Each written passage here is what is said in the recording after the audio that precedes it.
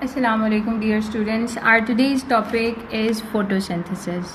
Photosynthesis हमारे पास एक बहुत ही important topic है in terms of understanding how the energy comes in the system and how it goes out of the system और how it is consumed in the system. So photosynthesis जो है basically ये दो words को combine करके बना हुआ है. Photo means light and synthesis means to make or formation anything.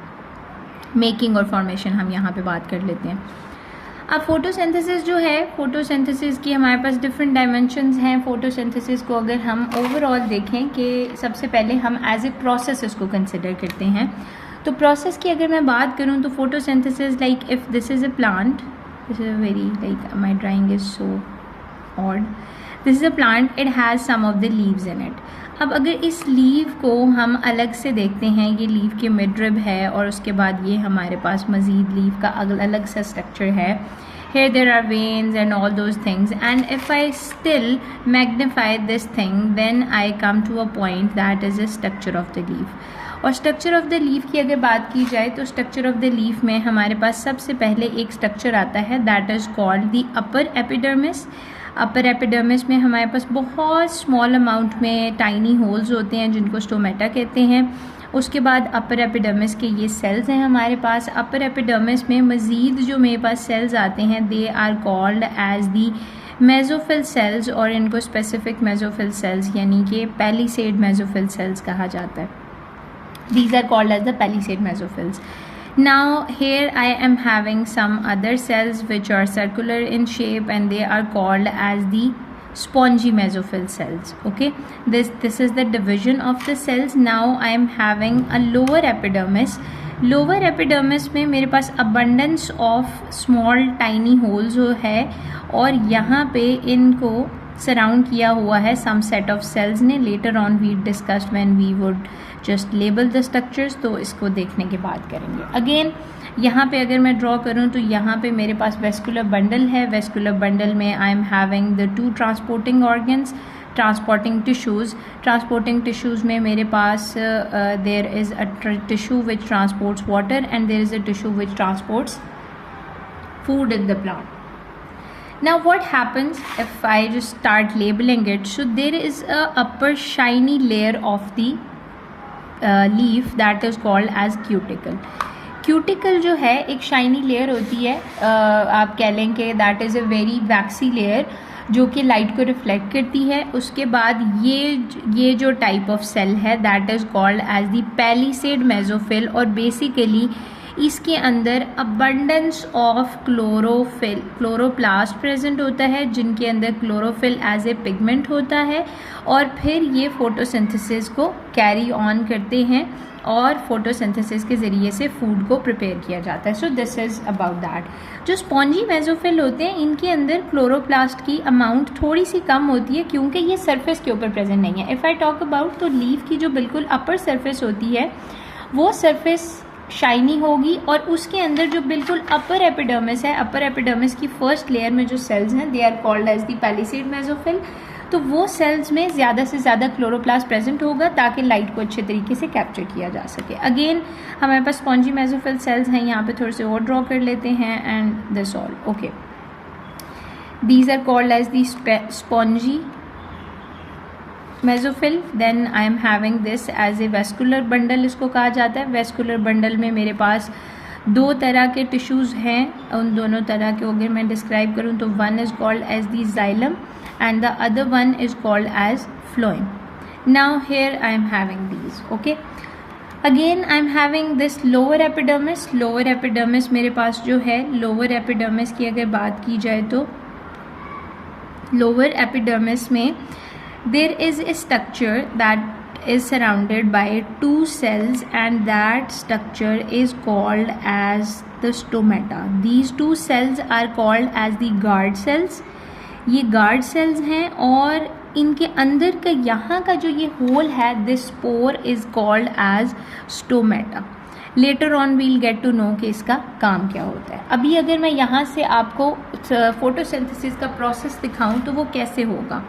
वो ऐसे होगा कि यहाँ पे वाटर जो है I think we should draw it again. सबसे पहले हमारे पास है अपर एपिडर्मिस का लेयर। अपर एपिडर्मिस के साथ मेरे पास यहाँ पे पेलिसेड मेसोफिल सेल्स हैं। पेलिसेड मेसोफिल सेल्स जो हैं they are in abundance and they have the chloroplast in abundance. Then I am having the spongy mesophyll cells. Spongy mesophyll cells are also there. इनमें बहुत सारी air spaces होती हैं, इसलिए भी इनको स्पॉन्जी मेसोफिल कहा जाता है। यहाँ पे मेरे पास फ्लोएम है। फ्लोएम के बाद मेरे पास यहाँ पे जाइलम प्रेजेंट है, ये जाइलम सेल्स हैं। उसके बाद यहाँ पे जो स्पॉन्जी मेसोफिल है that is also connected to the lower epidermis. Lower epidermis में बहुत सारे स्टोमेटा प्रेजेंट होते हैं। स्टोमेटा को मैंने आपके सामने डिटेल में डिस्कस कर लिया कि स्टोमेटा कौन सी चीज़ होती है। Like don't consider these two as stomata. ये जो अंदर का एक होल है that is called as stomata. Again I am having this hair. अच्छा, अब फोटोसिंथेसिस का प्रोसेस स्टार्ट कैसे होता है? जो अपर एपिडर्मिस है, अब सनलाइट जो है, इफ़ दिस इज़ द सन, तो यहाँ से जो सनलाइट है वो यहाँ पे फॉल करती है और इसको एब्जॉर्ब कर लिया जाता है। अब इसको एब्जॉर्ब कैसे किया जाता है? इसको एब्जॉर्ब किया जाता है बाय द क्लोरोप्लास्ट। क्लोरोप्लास्ट जो है उसके अंदर एक ग्रीन पिगमेंट होता है जिसको क्लोरोफिल कहते हैं, और क्लोरोफिल के अंदर ये एबिलिटी होती है कि वो लाइट को एब्जॉर्ब कर सके। अब जो क्लोरोफिल है, क्लोरोफिल क्या करेगा? क्लोरोफिल अल्टीमेटली लाइट को एब्जॉर्ब करेगा। लाइट को एब्जॉर्ब करने के बाद अब ये जो लाइट है इसको यूज़ किसके लिए किया जाएगा? इसको यूज़ किया जाएगा कार्बन डाइऑक्साइड और वाटर को कंबाइन करने के लिए। मतलब इनका जो आपस का केमिकल बॉन्ड है उसको तोड़ के एक नया केमिकल बॉन्ड बनाने के लिए ये जो लाइट है सारी की सारी वो कंज्यूम होगी, और उसके बाद यहाँ पे हमारे पास जो प्रोडक्ट ऑफ फोटोसिंथेसिस है दैट इज़ अ शुगर, वो बनेगा। उसके साथ साथ और चीज़ें भी बनेंगी, we later on discuss that. Now what we are having here, यहाँ से जो लाइट है वो इस जगह पे आई। अच्छा, अब फोटोसिंथेसिस का जो प्रोसेस होता है ना, अगर उसको हम थोड़ा डिटेल में डिस्कस करें तो इसमें क्या है? Carbon dioxide plus water. अब ये जो वाटर है ये कहाँ से आ रहा है? लाइट तो आ गई, ये कार्बन डाइऑक्साइड है तो ये कहाँ से आ रही है? इसको देखना है हमने। ये जो हमारे पास स्टोमेटा होते हैं ना, basically bye a process that is called diffusion. Number 1 यहाँ पे कौन सा प्रोसेस हो रहा है? That is called diffusion. Diffusion के ज़रिए से कार्बन डाइऑक्साइड को इनसाइड द प्लांट लिया जाता है, क्योंकि आउटसाइड कार्बन डाइऑक्साइड की कंसंट्रेशन हाई होती है और इनसाइड द प्लांट लो होती है। सो डिफ्यूजन इज़ अ प्रोसेस जिसके अंदर मूवमेंट होती है गैसेस की from A high concentration gradient to a low concentration gradient. Okay, now when I talk about कि यहाँ से कार्बन डाइऑक्साइड जो है वो यहाँ पे मूव करेगी। अब कार्बन डाइऑक्साइड यहाँ से डिफ्यूज़ होती हुई, अगेन डिफ्यूजन होती हुई इन सेल्स में जाएगी और अल्टीमेटली यहाँ तक डिफ्यूज़ होती हुई जाएगी। तो यहाँ पे क्लोरोप्लास्ट के पास ये सारी चीज़ें प्रेजेंट होंगी। पहला हमारा जो रिएक्टेंट है वो कार्बन डाइऑक्साइड आ गया, लाइट वो पहले से ही कैप्चर कर रहा है। वाटर कैसे आएगा? ये मैंने आपको कहा था कि यहाँ पे हमारे पास जाइलम है, तो जाइलम जो है through the roots of the plant water को इनटेक करता है, और ये जो वाटर है ये ट्रेवल करता हुआ by the process, the second process that is involve here, it is called osmosis. Osmosis क्या होता है? It is the movement of water. Movement of water है from high water potential area to the low water potential area. अब water potential कहाँ पे high है? वो roots में हाई है, क्योंकि यहाँ पे वाटर की अमाउंट ज़्यादा है सॉइल में। अब यहाँ से वाटर मूव करता हुआ जाइलम तक आएगा, जाइलम से अगेन मूव करता हुआ प्लांट के अंदर आएगा, और इसी तरीके से थ्रू द मेम्ब्रेन्स होता हुआ इन सेल्स के पास जाएगा जिनके पास क्लोरोप्लास्ट या फिर क्लोरोफिल मौजूद है, जो कि फोटोसिंथेसिस की एबिलिटी रखते हैं। Again if I talk about more, diffusion आपको क्लियर हो जाना चाहिए कि जो गैसेस हैं वो डिफ्यूजन के थ्रू अंदर को मूव करेंगी। और उसके बाद यहाँ पे क्या हुआ? अब ये जो कार्बन डाइऑक्साइड आया, carbon dioxide is here plus water is here. Now ultimately there would be a thing called glucose C6H12O6 would be formed here. यहाँ पे हम इसको बैलेंस भी कर लेते हैं। उसके साथ साथ यहाँ पे एक एडिशनल गैस बनती है that is called oxygen. Okay, oxygen के भी 6 मॉलिक्यूल्स बनेंगे। अब यहाँ पे प्लांट को ऑक्सीजन की डे टाइम में फोटोसिंथेसिस हो रही है ना, क्योंकि सनलाइट अवेलेबल है, तो डे टाइम में प्लांट को ऑक्सीजन की ज़रूरत नहीं होती, तो प्लांट ने उसका क्या करना है, उसको प्लांट ने अपने इन्हीं स्टोमेटा से डिफ्यूज़ आउट कर देना है। अब यहाँ पे ये बात देखने की ज़रूरत है कि ऑक्सीजन की कंसनट्रेशन अंदर ज़्यादा है और बाहर कम है, तो अगेन यहाँ पे जो प्रोसेस इन्वॉल्व है that is called diffusion. Diffusion के प्रोसेस के थ्रू ऑक्सीजन जो है वो आउट ऑफ द प्लांट जाएगी, यहाँ पे inside of the plant carbon dioxide move कर रही है, लेकिन यहाँ से ऑक्सीजन जो है वो out of the plant move करेगी। Again now let's move on to this कि यहाँ पे हमारे पास ग्लूकोज बन गया, ऑक्सीजन बन गया, ऑक्सीजन के साथ साथ हमारे पास कुछ अमाउंट ऑफ एनर्जी भी जनरेट होती है जिसको कहते हैं ATP. ATP is called as the energy of the cell. और जैसे हमें करेंसीज की ज़रूरत होती है अपने काम करवाने के लिए, तो हर एक सेल को एनर्जी की ज़रूरत होती है अपने काम करवाने के लिए, और ये जो एनर्जी है वो उस टाइम पे एक्ट करती है in the process of respiration. अच्छा, ये पॉइंट क्लियर हो जाना चाहिए अभी तक कि यहाँ पे अब see now diffusion what has happened कि डिफ्यूजन के थ्रू ऑक्सीजन निकल गई। अब यहाँ पे और क्या बना था, ग्लूकोज बना था। तो ग्लूकोज क्या होता है, प्लांट का फूड होता है। अब ये जो फूड है ये फ्लोएम के थ्रू पूरे प्लांट के अंदर like when it is needed on the upper side, for example upper leaves को चाहिए या फिर उसके बाद फ्रूट्स को चाहिए, तो it would move to the up side, and when it is needed to the roots it would move to the downside. So now what happens कि इन सेल्स में से डिफ्यूजन भी हो जाएगी ऑक्सीजन की, और इन्हीं सेल्स में से जो फूड बना है ग्लूकोज वो भी प्लांट के बाहर मूव कर जाएगा। Then if I talk about कि अब जो ग्लूकोज बना है प्लांट में क्या हुआ था, कार्बन डाइऑक्साइड हमने ली, कार्बन डाइऑक्साइड लेने के बाद carbon dioxide reacts with water के साथ रिएक्ट करके कार्बन डाइऑक्साइड अल्टीमेटली ग्लूकोज बनाती है, ग्लूकोज के साथ ऑक्सीजन बनाती है, और ऑक्सीजन के साथ एटीपी जनरेट होती है, और ये सारी चीज़ें यहाँ पे बनती हैं। अब ये जो ग्लूकोज है इसका नेक्स्ट फेट क्या है, like what would happen to this glucose. इस ग्लूकोज के साथ अब क्या होगा, अब इस ग्लूकोज के साथ ये होगा कि ये जो ग्लूकोज है ये ग्लूकोज डिफरेंट प्रोडक्ट्स के अंदर कन्वर्ट हो जाएगा। डिफरेंट प्रोडक्ट्स के अंदर कन्वर्ट होने का मतलब ये है कि ये प्लांट को बहुत सारी चीज़ों में हेल्प करेगा।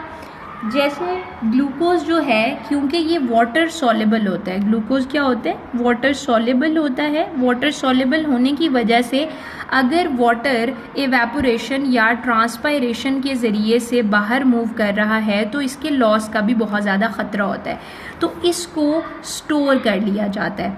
अब जो ग्लूकोज होता है उसको स्टोर किया जाता है in the form of starch, in the form of cellulose, in the form of sucrose, like these are the major forms जिनके अंदर ग्लूकोज को स्टोर किया जाता है। इसमें जो सुक्रोज होती है that is a little soluble in water। ये जो सेलुलोज है ये प्लांट की सेल वॉल को बनाएगा। तो यहाँ पे अगर आप देखें तो फोटोसिंथेसिस क्या क्या कर रहा है, फोटोसिंथेसिस एक तो प्लांट और प्लांट के लिए फूड को जनरेट कर रहा है, उसके बाद प्लांट को सपोर्ट देने के लिए, उसकी शेप को मेंटेन रखने के लिए सेलुलोज को भी बना रहा है। सेलुलोज बनेगा तो सेल वॉल मजबूत होगी, सेल वॉल मजबूत होगी तो प्लांट का जो स्ट्रक्चर है वो ग्रो करेगा ज़्यादा। और स्टार्च जो है, स्टार्च इसके अंदर as a storage material present रहता है और ये हम भी यूटिलाइज करते हैं। Again there are some of the things जो कि फोटोसिंथेसिस को अफेक्ट करती हैं, उनको हम कहते हैं फैक्टर्स और लिमिटिंग फैक्टर्स। ऐसी चीज़ें जो कि फोटोसिंथेसिस को लिमिट कर सकती हैं, उसमें हमारे पास सबसे पहले तो आ जाता है availability of water. Availability of water की अगर मैं बात करती हूँ तो अवेलेबिलिटी ऑफ वाटर में अगर तो प्लांट को पानी मिलेगा तो फिर ही जाके वो अच्छे तरीके से ग्रो करेगा, और जब उसकी ग्रोथ होगी तभी, मतलब ग्रोथ हो रही है तो इसका मतलब है कि फोटोसिंथेसिस हो रही है। फोटोसिंथेसिस है तो प्लांट जो है वो अच्छे तरीके से परफॉर्म करेगा। जो दूसरा फैक्टर है यहाँ पे टेम्परेचर या फिर लाइट की अवेलेबिलिटी। अगर तो प्लांट के अंदर अच्छा टेम्परेचर, लाइक गर्मियाँ होती हैं तो उसमें जाहिर है जितना ज़्यादा टेम्परेचर होगा उतनी ज़्यादा लाइट भी होगी। अब ये जो लाइट है it is directly proportional to the rate of photosynthesis, कि जितना ज़्यादा लाइट प्रेजेंट होगी उतनी ज़्यादा प्लांट जो है वो फोटोसिंथेसिस कैरी आउट करेगा और उतना ज़्यादा वो फूड बनाएगा। अच्छा, उसके बाद अगर मैं देखूँ तो जो कार्बन डाइऑक्साइड की कॉन्सेंट्रेशन है, कार्बन डाइऑक्साइड की जो कॉन्सेंट्रेशन होती है अल्टीमेटली ये भी अफेक्ट करती है फोटोसिंथेसिस को, but to some extent. I can not say कि अगर मैं दुनिया की सारी कार्बन डाइऑक्साइड कंसेंट्रेशन जो है वो फोटोसिंथेसिस के लिए प्लांट को दे दूँ तो प्लांट जो है वो एक ही दिन के अंदर या फिर एक ही साल के अंदर पूरे वर्ल्ड के लिए बहुत ज़्यादा सारा फोटोसिंथेसिस करके ग्लूकोज बना देगा, ऐसा भी नहीं होता। अब यहाँ पे ये होता है कि एक फिक्स अमाउंट होती है कार्बन डाइऑक्साइड का, एक लेवल होता है। प्लांट पूरा दिन कार्बन डाइऑक्साइड को यूज़ करता है फोटोसिंथेसिस करने में और ऑक्सीजन को रिलीज़ करता रहता है। जब रात होती है तो प्लांट अब फोटोसिंथेसिस तो नहीं कर रहा, उसको अपने प्रोसेसेस को कैरी आउट करने के लिए कुछ ना कुछ तो चाहिए। तो प्लांट क्या करता है कि जो ऑक्सीजन होती है सम अमाउंट में वो यूज़ कर लेता है और कार्बन डाइऑक्साइड को रात के टाइम पे रिलीज़ करता है। इस चीज़ को देखने के लिए आपको ये देखना होगा, for example if I say that this is the day time, तो डे टाइम में यहाँ से जो गैस ली जा रही है दैट इज़ कार्बन डाइऑक्साइड और जो गैस दी जा रही है that is called as oxygen. Okay, plant carbon dioxide को यूज़ करता है, फोटोसिंथेसिस करता है, फोटोसिंथेसिस के नतीजे में निकलती है ऑक्सीजन और ऑक्सीजन को वो रिलीज़ कर देता है। अगर मैं नाइट टाइम की बात करती हूँ, नाइट टाइम की अगर मैं बात कर रही हूँ तो नाइट टाइम में ये होता है कि नाइट टाइम में it takes oxygen and it gives off carbon dioxide. So this is the thing जो आप अगर अच्छे तरीके से मेमोराइज कर लेते हैं तो आप इस कॉन्सेप्ट में कभी भी कंफ्यूज नहीं होंगे कि यहाँ पे क्या हो रहा है। अब इधर एक और प्रोसेस इन्वॉल्व होता है जिसको मैं थोड़ा सा हाईलाइट करूँगी and then we'll move on in any other video, that would be respiration. Respiration एक ऐसा प्रोसेस है कि जो कि आपके पास एनर्जी के लिए यूज़ होता है, लाइक प्लांट्स और animals they make energy out of it. ना व्हाट हैपन्स हियर कि यहाँ पे अगर मैं ये कहूँ कि it is a reversal of photosynthesis तो ये भी गलत नहीं होगा। फोटोसिंथेसिस में क्या होता है, मैं इसकी दोनों की इक्वेशंस जो है ना उसको आपके साथ कंपेयर करती हूँ, फिर आपको अच्छे से समझ आ जाएगी। अब देखो, जो ग्लूकोज होता है ना, ग्लूकोज के साथ मिलाया जाता है ऑक्सीजन को, जो यहाँ पे ये लेयर है, ठीक है। ऑक्सीजन जो है वो इस ग्लूकोज को ब्रेक डाउन कर देता है कार्बन डाइऑक्साइड में प्लस वाटर में और उसके साथ साथ एनर्जी में। ओके, इतनी बात समझ आ गई। अब ये जो एनर्जी है प्लांट रात के टाइम या कोई भी एनिमल जो होता है, यहाँ पे हम स्पेसिफिकली प्लांट की बात कर रहे हैं तो I am talking about plants time and again. ये जो एनर्जी यहाँ पे रिलीज हो रही है प्लांट नाइट टाइम को यूज़ करेगा अपने डिफरेंट प्रोसेसेस को कैरी आउट करने के लिए, अपने आप को जिंदा रखने के लिए।